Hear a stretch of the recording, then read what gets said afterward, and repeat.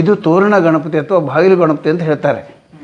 ಇದು ವ್ಯಾಸರಾಯರು ಒಳಗಡೆ ಲಕ್ಷ್ಮೀ ನಾರಾಯಣ ಅದನ್ನು ಪ್ರತಿಷ್ಠಾಪನಾ ಪೂರ್ವಾಂಗವಾಗಿ ಯಾವುದೇ ಪೂಜೆ ಮಾಡಬೇಕಾದರೂ ಸಹಿತ ಗಣಪತಿ ಪೂಜೆ ಮೊದಲು ಮಾಡ್ಕೊಳ್ತಾರೆ. ನಿರ್ವಿಘ್ನವಾಗಿ ಆ ಕೆಲಸ ನಡಿಬೇಕು ದೃಷ್ಟಿಯಿಂದ ಗಣಪತಿ ಪೂಜೆ ಮಾಡುವಂಥ ಪದ್ಧತಿ ಎಲ್ಲ ಬದಿಗೂ ಇದೆ. ಅದೇ ಥರ ವ್ಯಾಸರಾಯರಿಗೂ ಸಹಿತ ಆ ಲಕ್ಷ್ಮೀನಾರಾಯಣನ ಪ್ರತಿಷ್ಠಾಪನಾ ಕಾರ್ಯ ನಿರ್ವಿಘ್ನವಾಗಿ ನಡಿಬೇಕು ದೃಷ್ಟಿಯಿಂದ ಗಣಪತಿ ಪೂಜೆ ಮಾಡಬೇಕು ಅಂತೇಳಿ ಮಠವನ್ನೆಲ್ಲ ಓಡಾಡ್ತಾ ನೋಡ್ತಾ ಇದ್ರಂತೆ. ಆಗ ಮಠ ಕಟ್ಟುವರು ಏನು ಮಾಡೋದಕ್ಕೆ ಹೊರಗಡೆ ತೋರಣದಲ್ಲಿ ಒಂದು ಗಣಪತಿ ಚಿತ್ರವನ್ನು ಬಿಡಿಸಿದ್ರಂತೆ. ನಾವು ಹೊಸ ಮನೆ ಕಟ್ಟಬೇಕಲ್ಲ, ಹೊಸರಲ್ಲಿ ಶ್ರೀನಿವಾಸ ಚಿತ್ರವೋ ಅಥವಾ ಲಕ್ಷ್ಮೀ ಚಿತ್ರವೋ ಏನಾದ್ರು ಬಿಡಿಸ್ತೀವಿ. ಅದೇ ಥರ ಇಲ್ಲಿ ಗಣಪತಿ ಚಿತ್ರವನ್ನು ಬಿಡಿಸಿದ್ರಂತೆ. ಅದು ವ್ಯಾಸರಾಯರಿಗೆ ಕಣ್ಣಿಗೆ ಬಿತ್ತು.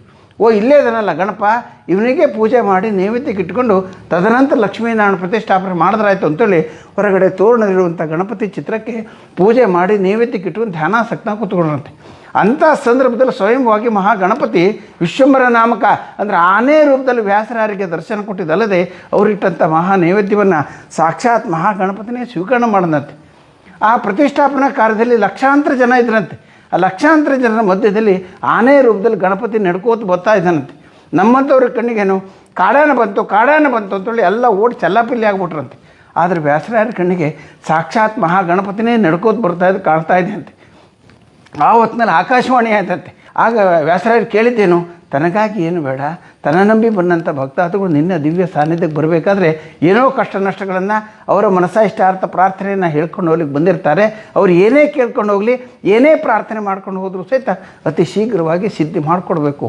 ಅಷ್ಟೇ ಅಲ್ಲದೆ ನಾನು ಪೂಜೆ ಮಾಡೋಂಥ ಚಿತ್ರದಲ್ಲಿ ಐಕ್ಯರಾಗಿ ಭಕ್ತರನ್ನು ಉದ್ಧರಿಸಬೇಕು, ಹರಿಸ್ಬೇಕು ಅಂತೇಳಿ ಆನೆ ರೂಪದಲ್ಲಿರುವಂಥ ಗಣಪತಿ ಹತ್ರ ಪ್ರಾರ್ಥನೆ ಮಾಡಿಕೊಡುತ್ತೆ ವ್ಯಾಸರಾಯರು.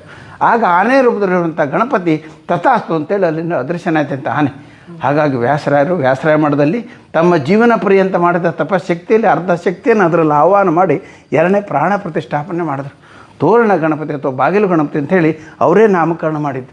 ಹಾಗಾಗಿ ಬಂದಂಥ ಭಕ್ತಾದಿಗಳು ಮನಸ್ಸಾಯಿಷ್ಟಾರ್ಥ ಪ್ರಾರ್ಥನೆ ಏನೇ ಇದ್ದರೂ ಹೇಳ್ಕೊಂಡು ಹೋದರೆ, ಸಂಕಲ್ಪ ವ್ಯಕ್ತ ಮಾಡ್ಕೊಂಡು ಹೋದರೆ ಅತಿ ಶೀಘ್ರವಾಗಿ ಸಿದ್ಧಿ ಮಾಡ್ಕೊಡುವಂಥ ತೋರಣ ಗಣಪತಿ ಅಥವಾ ಬಾಗಿಲು ಗಣಪತಿ ಅಂತ ಹೇಳ್ತಾರೆ.